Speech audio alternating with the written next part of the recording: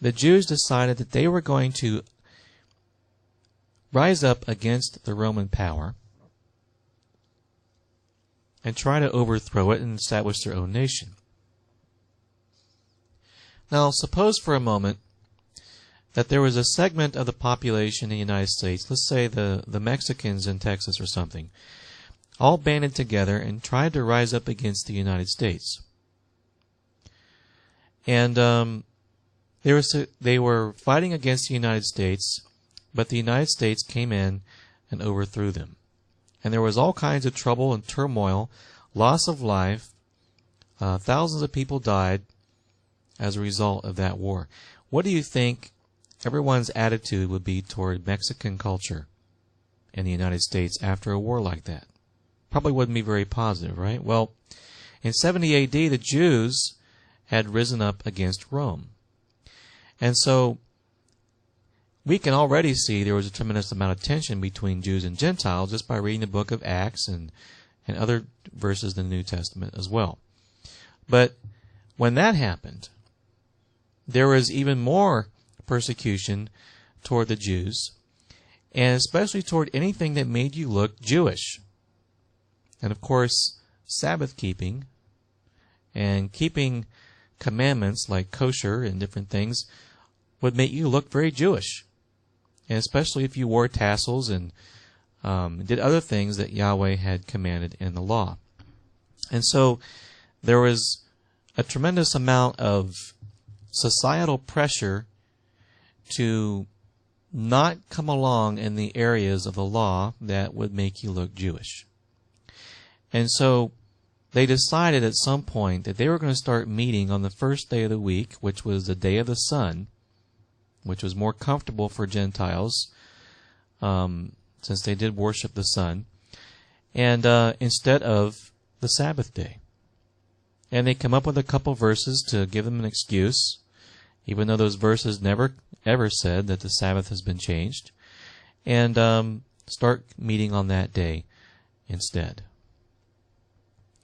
And so in that whole thing that happened from the late first century, early second, and there's actually a prediction in the scriptures which talks about this falling away, but we don't have time to cover that yet on this video. But anyway, through that whole insurrection, the anti-Semitism rose up even more, and there were ensuing persecutions and battles between Jew and Gentile. And then later in the 2nd century, the Bar Kokhba revolt.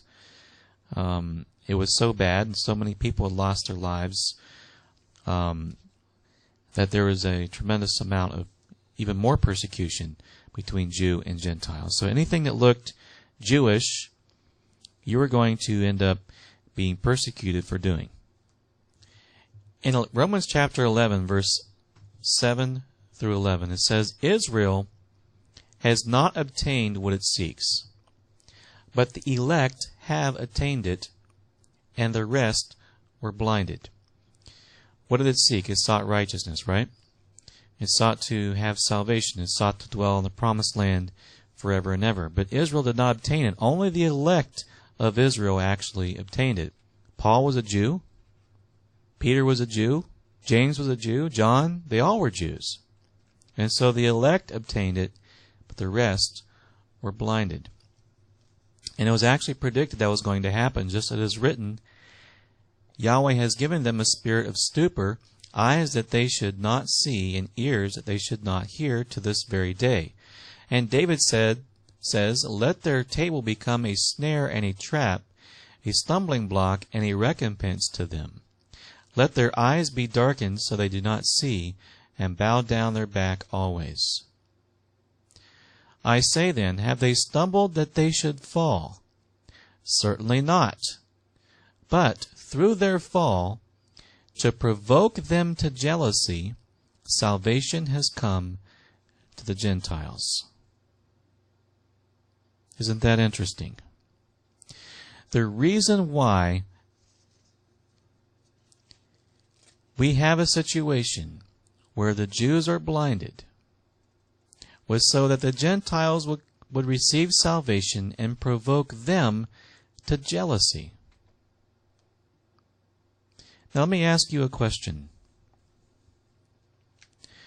Do we see anything here that would provoke a Jewish man to jealousy? And do we see anything here that would provoke a Jew to jealousy? Now you notice the picture there on the left.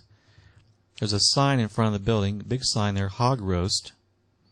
And of course there's a roasted hog there on the right, and then below that an advertisement for the pig roast at the local church there, St. Thomas Mission Committee. Now how about this photo, these photos here? Do you think that there's anything here that would provoke a Jewish man to jealousy?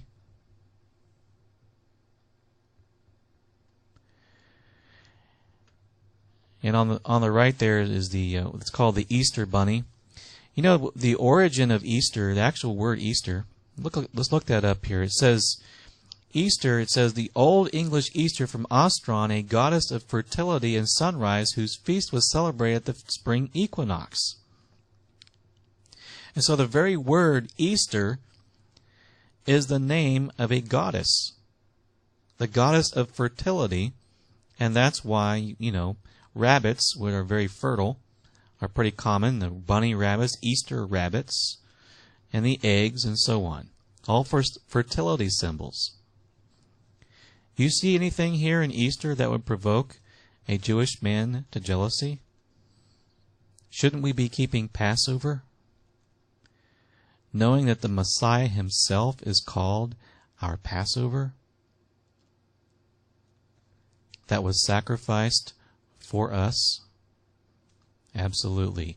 We need to turn away from these Greek things, these idolatrous named feasts, and start keeping the ones that Yahweh himself commanded. There's so much more blessing in that, and there's so much more that's going to provoke a Jewish man to jealousy in that.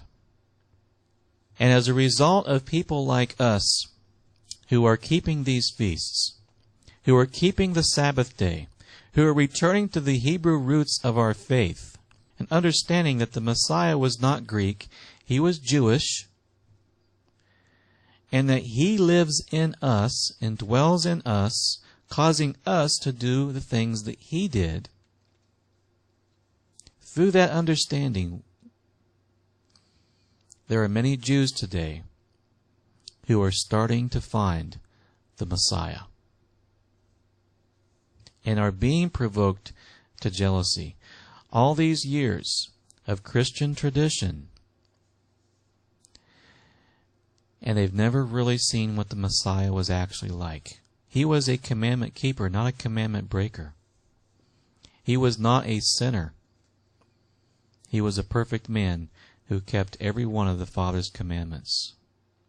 Messianic congregations are popping up in most every city here in the United States.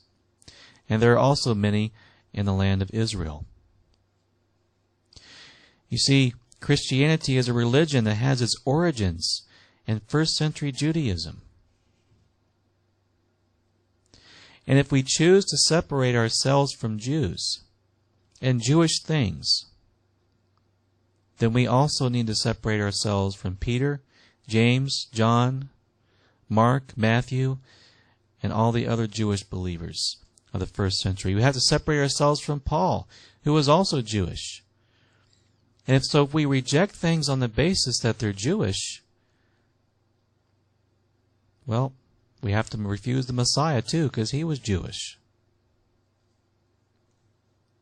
Now, I've explained in detail how the feast days are a beautiful scriptural picture of the Messiah.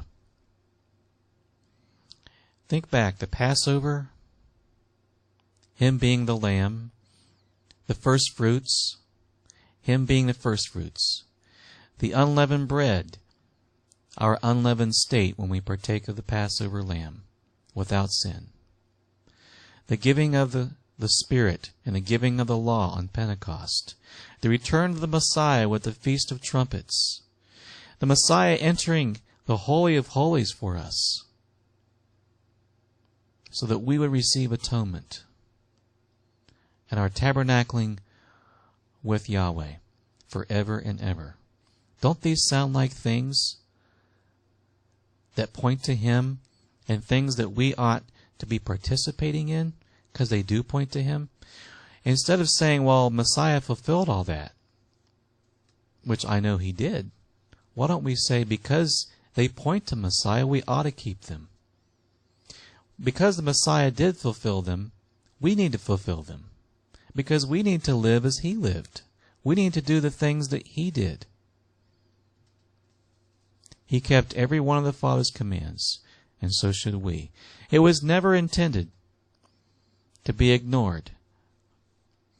And we saw in Zechariah 14, when the Heavenly Father's will is finally done, both Jew and Gentile are coming together to keep the Feast of Tabernacles.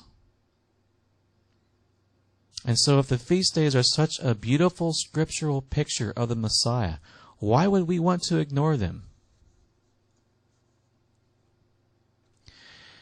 In Numbers chapter 15, verse 16, Yahweh said, "One law and one manner shall be for you and for the stranger who dwells with you."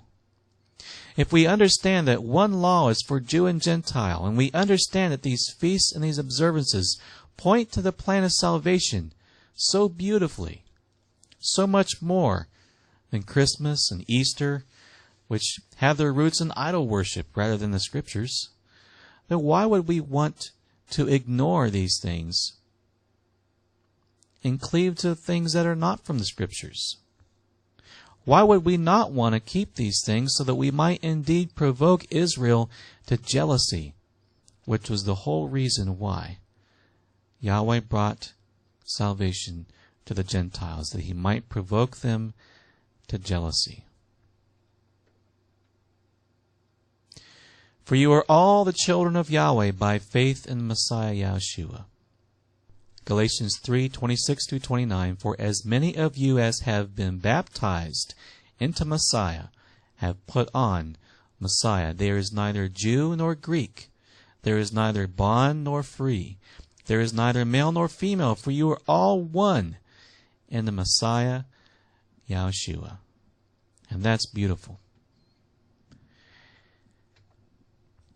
Now think back. Let's suppose that it really was true, that the law was only for Jews and not for Gentiles. If that was really true, think about this for a moment. Let's suppose that you have a great-great-great-great-great-grandfather who was Jewish that you didn't know about. And you stand before the Heavenly Father on the Day of Judgment, and He says, well, didn't you know that your great-great-great-great-great-great-grandfather was Jewish? Why aren't you keeping my law? Is that how He's going to judge us?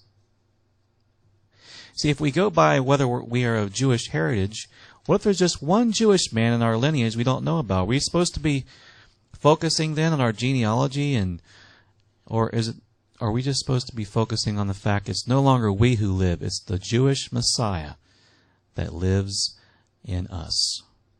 I think we need to realize, Galatians 3:29, that if we are the Messiahs, then we are Abraham's seed